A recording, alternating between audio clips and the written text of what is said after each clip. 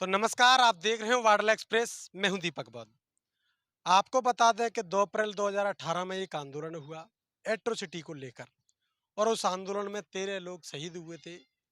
उस आंदोलन की याद में लगातार जो 2 अप्रैल आता है, तभी उन शहीदों को शहीदों का दर्जा देने होती हूँ। साथ ही सामाजिक भावना में जो लोग शहीद हुए और उन्होंने अपनी जान की कुर्बानी दी इस एट्रोसिटी को बचाने के लिए, उन्हीं के लिए आज उनका स्मृति दिवस है। और उनके आज श्रद्धा सुमन भी अर्पित की है, उनको श्रद्धांजलि दी है। बात कर रहे हैं तमाम साथियों से कि उस आंदोलन की जो भूमिका थी या उस आंदोलन को आपने बढ़ चढ़ के भाग लिया, उसकी कितनी सफलताएं मिली, आज उस आंदोलन का क्या असर है।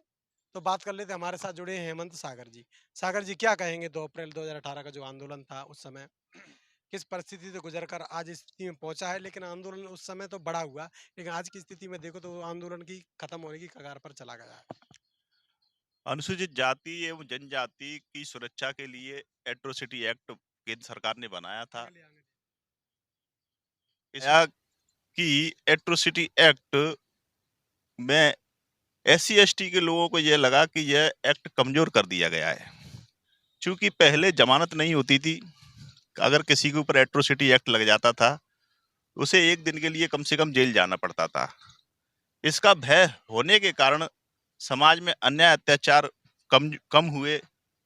अनुसूचित जाति एवं जनजाति वर्ग के लोगों पर अन्याय अत्याचार करने से पहले लोग सोचते थे कि कहीं हमारे ऊपर एट्रोसिटी एक्ट ना लग जाए।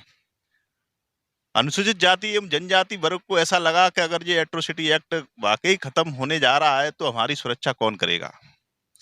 इसलिए उन्होंने 2 अप्रैल 2018 को इस एट्रोसिटी एक्ट में जो बदलाव किया गया उसे पुनः वैसा की वैसा लागू करने के लिए एक देशव्यापी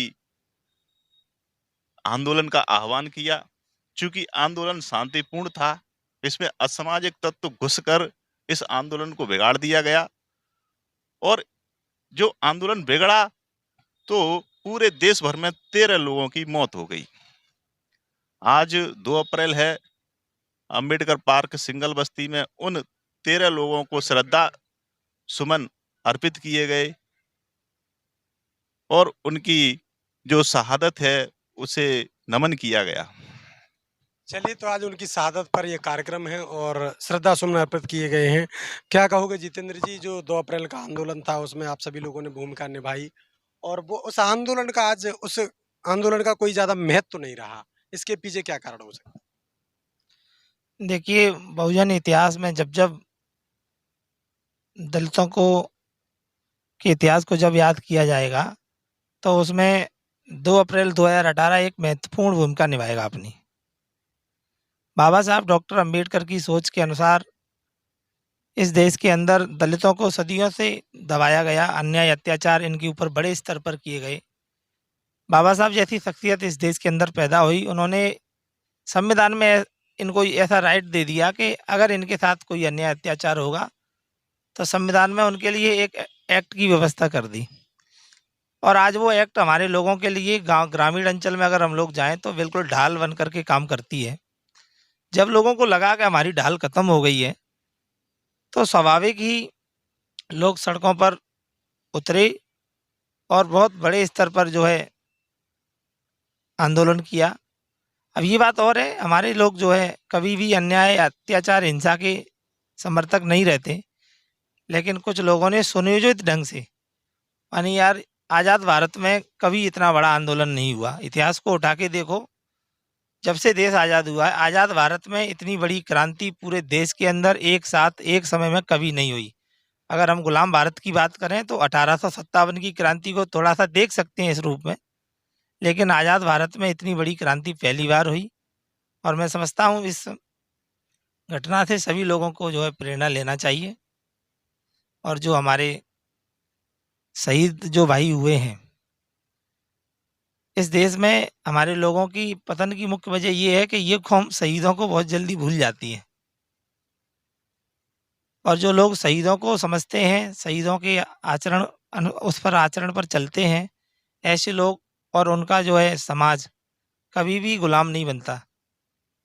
इसलिए मेरा ये कहना है, जो 2 अप्रैल की जो घटना हुई, उससे पूरे देश के अंदर युवाओं के अंदर एक जोश और जुनून पैदा हुआ, वो बहुत ही आगे आने वाले समय के लिए बहुत महत्वपूर्ण भूमिका निभाएगा, ऐसा मेरा मानना है।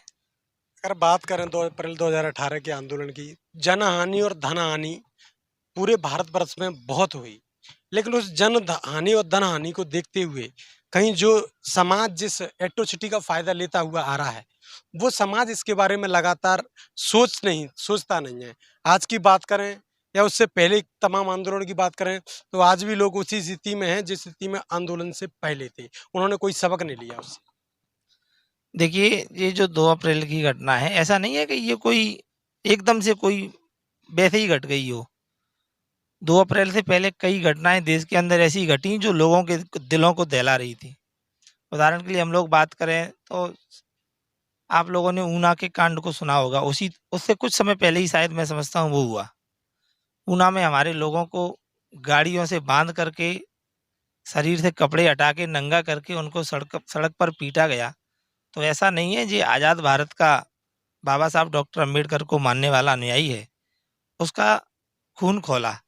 लेकिन चूँकि घटना ऊना की थी, अब यहाँ क्या कर सकते थे ऐसी सोच के साथ। उसके बाद सब्बीरपुर की घटनाएँ, दलितों के घरों में जाकर के झोंपड़ियों में आग लगा दी, जानवर जल गए, लोग जल गए। उस घटना के बाद लोगों में ऐसा आक्रोश था और फिर एक मौका भी मिला, सुप्रीम कोर्ट ने उसको निष्प्रभावी किया। लोगों को मौका मिला, तो लोगों ने कहा भई जो हमारे लोगों के साथ जो हो रहा है, एक बड़े स्तर पर बदला लेने का मौका आ गया है। तो इस चीज़ को लेकर भी लोग जो है घरों से निकले। तो 2 अप्रैल 2018 के उस आंदोलन में तमाम लोगों ने अपनी भूमिका निभाई। क्या कहेंगे उस आंदोलन के बारे में जो हो गया?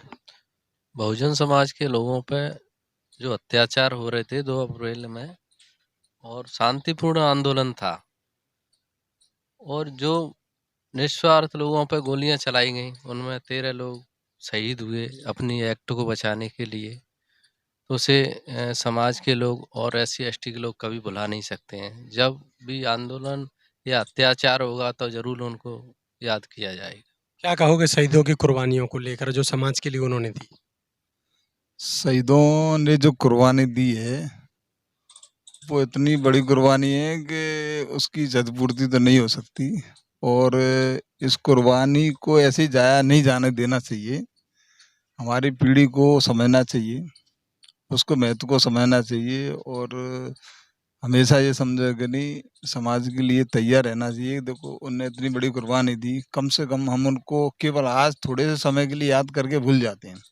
इस चीज़ को अपने ज़हन में रखना चाहिए हमेशा, ये समझे कि नहीं, वो समाज के ऊपर कुर्बान हुए, तो उनको हमेशा याद रखना चाहिए। और उनके जो घर परिवार हैं उनको भी थोड़ा सा मदद भी होना चाहिए उनकी भी, है कि नहीं?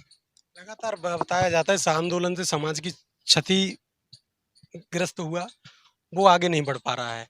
तमाम बातें अगर उस आंदोलन को याद करते हैं तो तमाम नौजवान युवा आगे आंदोलन करने वाले थे, वो नहीं कर पा रहे हैं किसी भी स्थिति में।